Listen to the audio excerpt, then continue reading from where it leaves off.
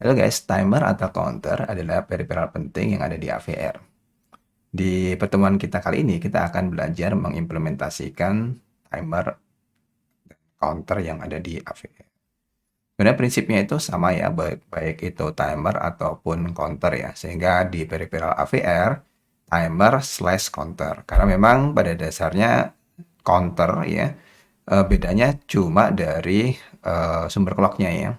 Sumber clocknya ada dua macam, sumber clock sinkron sama asinkron. Biasanya sumber clock sinkron itu dinamakan timer, sumber clock sinkron itu berasal dari internal yang ada di AVR. Sementara sumber clock eksternal biasanya dikatakan asinkron ya, karena sumber clocknya itu berasal dari eksternal dan umumnya dia digunakan untuk menghitung sebuah objek ya. Oke, di timer atau counter sendiri sebenarnya itu kan ada yang analog, ada yang digital ya. Yang kita akan bahas yang digital. Oke, ini contohnya untuk counter, contoh yang asinkron ya, digunakan untuk menghitung objek. Yang objek itu datang itu bisa berbeda-beda ya waktunya ya. Nah, prinsip dasar sebenarnya itu cukup mudah ya, yaitu dia menghitung. Hitungannya itu akan terjadi ketika clock yang ini berubah ya. Jadi hitungnya akan bertambah naik ketika clocknya berubah gitu. Nah, di counter ini data itu dikatakan katakan saja lebar datanya itu adalah 4 bit itu umumnya dilihat dari apa itu outputnya ya. Kalau outputnya itu 4 berarti lebar datanya adalah 4 bit ya. Dengan hitungan 4 bit itu berarti kemungkinannya itu adalah 2 pangkat 4 atau 16 hitungan. Oke. Kemudian di sini itu kita bisa lihat ya bahwa counternya itu ada kontrol up down ya. Sehingga memungkinkan hitungannya itu adalah naik ataupun hitungannya itu adalah turun. Kemudian counter di sini ini bisa di-enablekan dan counter yang ada di sini dia itu pre-stable counter ya. Artinya counter itu hitungannya itu nggak hanya mulai dari 0 ya, tapi bisa dimulai dari data yang dimasukkan di P0 sampai P3 ini ya. Katakan saja kalau datanya itu adalah 5 dimasukkan, maka hitungannya itu akan mulai dari 5. Sementara yang terminal counter itu menentukan hitungan maksimal ya. Ketika hitungan maksimal itu tercapai, maka TC-nya ini akan apa itu eh, akan berubah ya. Nah, sekarang yang ada di AVR bagaimana? Yang ada di AVR itu sama ya. Ini eh blok diagramnya. Di blok diagramnya ini ada blok diagram yang ATMega 328 atau 2560, prinsipnya sama, hanya sedikit saja yang berubah. Nah, prinsipnya sama itu seperti apa? Prinsipnya sama itu seperti timer atau counter sebelumnya ya, yaitu di sini ada clock, kemudian clocknya ini berasal dari dua sumber tadi, yaitu dari eksternal lewat pin TN dan kemudian dari internal lewat prescaler dan kemudian dengan sebelumnya itu adalah kristal gitu ya. Dari kristal dibagi prescaler, kemudian itu dia jadi clock untuk counter ini ya. Jadi ketika clocknya ini berubah ya, baik dia lewat prescaler ataupun lewat counter, maka timer atau counter ini akan hitungannya bertambah ya. Nah, hitungannya itu bertambah terus sampai kemudian di sini itu mencapai overflow ya atau compare match tergantung dari modenya ya. Kalau mencapai overflow, katakan saja di sini adalah 8 bit, maka begitu hitungannya sudah FF ya dia sudah mencapai apa itu topnya gitu ya. Dia sudah mencapai topnya, maka TOVN-nya ini akan berlogik 1 ya, yang menandakan bahwa hitungannya itu mencapai maksimal. Nah, kira-kira begitu. Tetapi kalau kita pakai modenya compare match, maka TCNT ini dibandingkan dengan nilai OCR, begitu sudah tercapai gitu ya, maka kemudian terjadi compare match ya. Begitu terjadi compare match, maka kemudian yang di sini ya, pin OCNA ini akan berlogik 1 yang menunjukkan bahwa hitungannya itu sudah sama tuh. Nah, kemudian dari hitungan sama tadi, itu bisa kita gunakan ya, overflow maupun compare match ini bisa kita gunakan untuk delay yang kita inginkan. Oke, prinsipnya sederhana itu ya. Nah, sekarang kita bisa lihat ya register-register yang terlibat itu apa saja ya. Register yang terlibat itu kita bisa lihat yaitu register tcRNA, tcRNB, kemudian register OCR, dan register OCNT. Nah, sekarang kita mungkin lihat dulu ya yang sederhana dulu dari timer ini ya. Kita lihat yang modenya adalah mode normal ya. Nah, tapi sebelum itu kita bisa lihat ya. eh, jadi saya katakan tadi ya bahwa clock dari timer atau counter ini dia berasal dari dua ya. Bisa berasal dari eksternal dan juga bisa berasal dari internal ya. Yang ini bisa di-select ya, mau yang eksternal atau mau yang internal. Kemudian dia akan mulai mengcounting ketika clocknya itu berubah. Dan di sini ada TOVN ya, menyatakan kalau nilainya itu FF berarti hitungannya itu sudah maksimal ya. Nah, sumber clocknya tadi kan ada TN sama prescaler internal, TN-nya itu eksternal. Yang sumber eksternal itu bisa kita lihat dari sini. Jadi kalau di ATmega, DP-nya itu yang 2560 ya, itu ada di PD7 dan apa ini, pin PL2 dan beberapa pin yang lain yang ada kata-kata T0 ya, T1, T2 dan seterusnya ya. Oke. Nah, ini adalah apa itu blok diagram dari apa itu clock dan prescaler ya. Nah, yang sumber internal itu kan berasal dari kristal ya. Jadi kalau di ATmega 2560 kristalnya 16 mega, maka di sini clock I/O-nya itu adalah 16 mega. Kemudian untuk memperlambat delay ya, untuk memperlambat hitungan itu bisa dibagi ya, bisa dibagi 1 atau 8 atau 64 atau 256 atau 1024. Sehingga ketika pembaginya semakin banyak, maka delay-nya itu akan semakin lama. Nah, ini ada contoh bagaimana caranya kita mengimplementasikan timer. Nah, anggap saja kita punya prescalernya itu 8 ya. Dari sini prescalernya 8, kita atur prescalernya 8, kemudian kristalnya di Arduino Mega 16 mega. Kemudian dari sini kita bisa lihat bahwa ticknya itu adalah 8 dibagi 16 mega, yaitu prescaler dibagi kristalnya. Jadi 0,5 mikrosecond sekali. Artinya apa? Artinya adalah setiap setengah mikrosecond sekali, maka hitungan itu akan naik ya. Nah, dari sini kita punya rumus ya, yaitu delay sama dengan counter kali tick gitu ya. Sehingga kita bisa lihat bahwa delay itu sama dengan counter dikali 0,5 mikrosecond.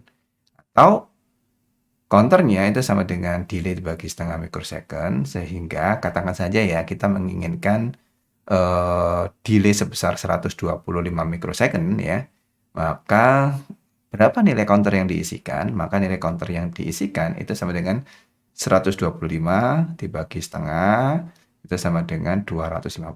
Nah, 250 ini kalau kita pakai mode normal, kita harus ingat ya bahwa hitungannya itu naik ya. Nah, hitungan maksimalnya kan 255 ya. Sehingga kita sebenarnya menginginkan bahwa 250 hitungan ya, itu baru dia itu overflow ya. Tetapi karena hitungannya naik dari 250 berarti kan 250, 51, 52, 53, 54, 55. Ya, itu hanya 5 hitungan. Sehingga itu apa itu artinya bahwa apa istilahnya itu salah ya kalau kita menghitung menggunakan 250. Tetapi yang benar adalah kita buat negatif ya, minus 250. Sehingga kalau minus 250 itu berarti 250 hitungan dia akan mencapai overflow. Nah, sekarang cara inisialisasi untuk timer mode normal ya, 8 bit ya, itu seperti apa? Nah, caranya sebenarnya simpel ya, kita bisa lihat di sini. Kita mulai dari kita debugging ya timer itu ya di port B bit ke-7 ya. Kita masukkan oscilloscope atau logic analyzer. Kita ingin uji performanya apakah 125 mikrosecond itu sudah tercapai atau belum gitu ya. Nah, sehingga kita perlu mengeluarkan output dari timer tadi. Nah, outputnya itu dikeluarkan di pin PP7. Karena dikeluarkan, maka PP7 itu kita jadikan output ya. Seperti ini ya caranya ya. Jadi kalau ini apa itu diterjemahkan, itu ini ingin mengatakan begini ya. Pot bit ketujuh dari DDRB itu di set. Itu artinya kita jadikan output. Kemudian setelah itu kita inisialisasi timer ya dengan ada fungsi timer init. Nah, inisialisasinya seperti perhitungannya, kita perhitungannya adalah minus 250, sehingga di sini kita atur TJNT-nya itu adalah minus 250. Kemudian kita menginginkan bahwa prescalernya itu 8. Ya, maka nilainya itu kita atur bahwa CS01 dari register TCCR0B kita atur value-nya itu 1. Oke, nah setelah ini selesai, inisialisasi selesai, berarti timer itu langsung bekerja ya. Dia mulai menghitung ya, mulai menghitung sampai 250 hitungan itu tercapai. Nah, tahunnya 250 hitungan tercapai itu seperti apa? Tahunnya dari bit TOV0 ini ya. Jadi flag registernya itu untuk overflow adalah bit TOV0. Ketika bit TOV0-nya ini berlogik 1 ya dari register TIFR0, itu artinya bahwa sudah overflow, berarti sudah 250 hitungan, berarti itu sudah 125 mikrosecond. Nah, ketika 125 mikrosecond ini, maka hitungan maka flagnya itu harus kita clear ya secara software ya dengan perintah ini ya. Kita beri logic 1 untuk clear TIFR0 di bitnya TOV0. Nah, kemudian karena kita ingin debugging pakai logic analyzer atau oscilloscope, tentunya kita buat toggle ya. Jadi setiap berapa 125 mikrosecond itu dia on, kemudian off, on, off, on, off. Nah, kira-kira begitu. Oke. Nah, sekarang kok bisa seperti itu? Nah, prinsipnya sederhana ya. Kita kan punya kristal, kemudian ada prescaler, kemudian ini counter, maka prescalernya ini akan membagi kristal sehingga frekuensinya itu lebih rendah dan ini menjadi apa itu clock dari counternya yang kita namakan di sini adalah tick ya. Nah, setelah mencapai overflow atau mencapai FF, maka itu hitungannya sudah maksimal. Nah, sekarang kita bisa lihat ya dari sini ya.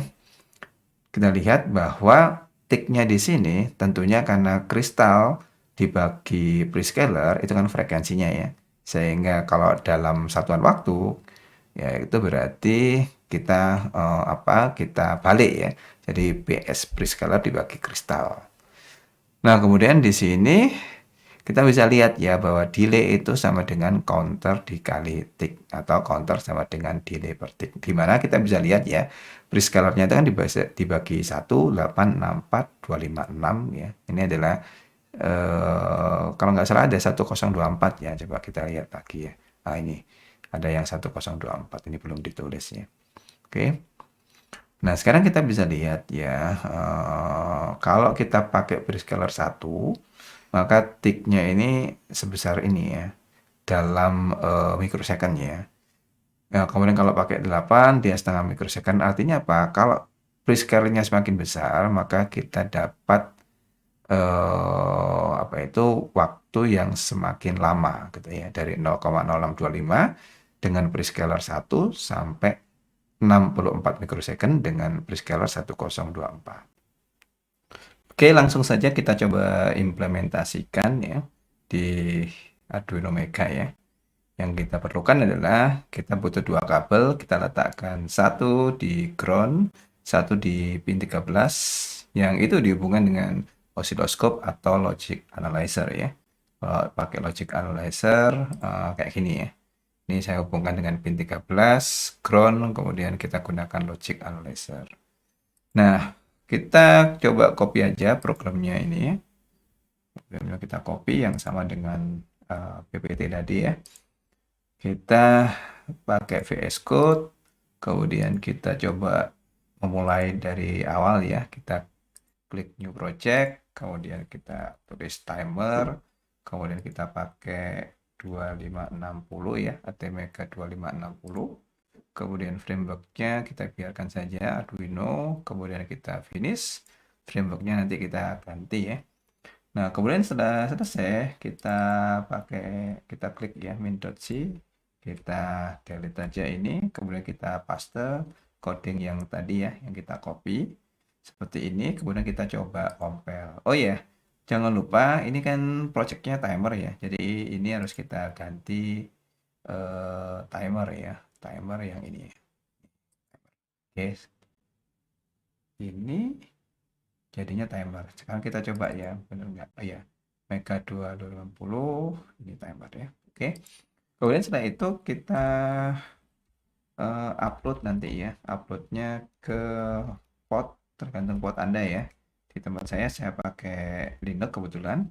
Saya pakai TTY USB 0. Di tempat Anda mungkin COM1, COM2 atau COM3, silakan saja cek di device manager ya kalau di Windows ya. Kalau di Linux ya pakai -f/var/log syslog ya. Oke, kalau sudah kita coba compile sekali lagi. Kemudian kita coba upload ya. Nah, ini kita coba upload di sini. Ya, always on top dulu. Kemudian kita upload. Oke, dia sudah upload. Sekarang kita cek ya pakai logic analyzer ya. Logic analyzer-nya ini kemudian kita cek ya. Kita start ya, hasilnya seperti ini ya. Kita dapati 126 mikrosecond dia on, 125,8 dia off ya. Jadi hampir sama dengan teori ya. Yang teori kan kita pakainya itu kalau kita cek kembali di sini ya, bahwa kita mengenerate ini, kita mengenerate sampling sebesar 125 mikrosecond. Yang 125 mikrosecond tadi itu kita flip ya.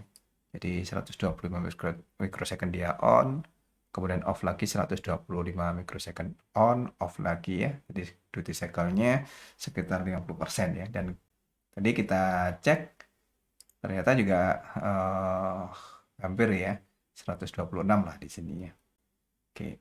Nah, sekarang kita coba gimana kalau kita pakai apa ini hardware ya, hardware-nya tapi hardware simulator ya. Untuk hardware simulator kita pakainya ini ya, boardnya yang sebelumnya katakan saja Uno harus kita ganti ya ke 2560 ya.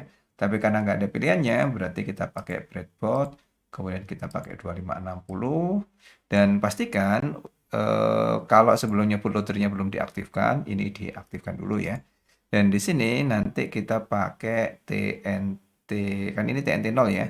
Jadi pasangannya kan TNT 1 ya. Jadi di VS Code ini ya, ini kita pakai dua platform ya. Yang platform pertama itu Mega 2560. Kemudian yang platform kedua kita copy, kita pakai PIC SimLab. Kemudian yang ini tadi tetap ya TTY USB 0, frameworknya itu nggak perlu juga ya karena kita nggak pakai frameworknya Arduino, kita pakai bare metal programming. Kemudian yang di sini itu kita gunakan yang TNT 1 ya. Oke. Kemudian kita coba compile dulu berhasil apa enggak ya. Oh, kita lihat ini Mega 2560-nya kan sudah saya ganti ya. Jadi kita harus ubah juga ya di sini. Yang timernya kita pilih yang default ya. Nah, sekarang pilihannya jadi default, kita compile ulang. Nah, sekarang ini compile-nya platformnya dua ya yang dipilih ya. Mega 2560 dan PIC SimLab di compile berbarengan ya. Sekarang kita coba upload juga ya. Oke. Ini uploadnya ini sudah sukses ya. Nah, sekarang kalau sudah kita cek ya di sini dan kita butuh tahu sinyalnya ya. Paling gampang kita pakai osiloskop sih. Di sini kita pakai osiloskop, kita pastikan port B-nya yang sama ya kayak gini ya. Kita masukkan ke pin 13 ya. Yang ada di sini. Kita masukkan ke tadi mana ini? PP7 kan pin 13 ya. Jadi yang ada di sini kita gunakan pinnya adalah pin 13 juga ya. Nah, kalau belum tinggal diubah saja di sini pinnya adalah pin 13. Oke, yang di sini ya. Nah, kalau sudah tampilannya kayak gini ya. Tampilannya kayak gini, ini bisa kita auto set saja. Kalau misalkan apa itu tampilannya nggak ketemu ya sinyalnya, kita pakai auto set. Tapi masih kecil nih. Sehingga kita ganti saja time-nya ini tadi kan 125 ya. Kita pengen satu kotak itu 125 ya. Berarti 0,125 gitu. Nah, akhirnya saya gini ya. Bisa kelihatan ya di sini bahwa di sini time-nya kita pakai 125 mikrosecond, artinya satu kotak itu 125. Sehingga di sini 125 dia on, 125 dia off ya. Jadi sama ya dengan tampilan yang ada di sini ya. Ini juga sama, 125 on, 125 dia off. Oke. Gampang kan? Nah, sekarang kita coba lihat ya yang lainnya ya. Kalau yang sebelumnya ada timer 0 mode normal tanpa interrupt, sekarang kita coba timer mode 0 dengan interrupt. Jadi hitungannya sama ya, konfigurasinya sama, yang beda adalah yang di sini itu kita tambahkan interrupt ya. Jadi kalau kita lihat dari integer main ini masih sama, inisialisasi timernya juga sama, bedanya sekarang di sini kita tambahi say ya. Nah, jadi lokal interrupt-nya harus diaktifkan. Ini lokal interrupt-nya kita aktifkan. Kemudian global interrupt-nya kita aktifkan. Kemudian ISR-nya yaitu ISR timer 0 kita siapkan. ISR-nya kayak gini ya. Oke. Nah, oke. Nah, cara yang lainnya itu sama. Lainnya sama. Hampir sama persis lah ya. Yaitu kita menggunakan samplingnya sama 125 mikrosecond. Sehingga nanti kalau dilihat itu mestinya hasilnya akan sama, hasilnya akan gini ya. Kita membuat sinyal yang kayak gini, ini 125 mikrosecond, yang di sini 125 mikrosecond. Jadi akan sama seperti yang sebelumnya ya. Oke. Nah, sekarang kita coba ya lihat nih. Oke, saya bersihkan dulu layarnya. Jadi kita copy aja ya program yang ada di sini. Kita copy aja. Terus kita masuk ke VS Code lagi. Kemudian yang sebelumnya seperti ini kita ganti ya dengan interrupt. Ini sudah saya copy paste. Sekarang kita tinggal compile saja. Kemudian kita upload ya. Ini kita upload. Kemudian kita lihat hasilnya di sini. Nah, sekarang kita coba running lagi. Oke, kita stop. Nah, nilainya ya mendekati lah ya.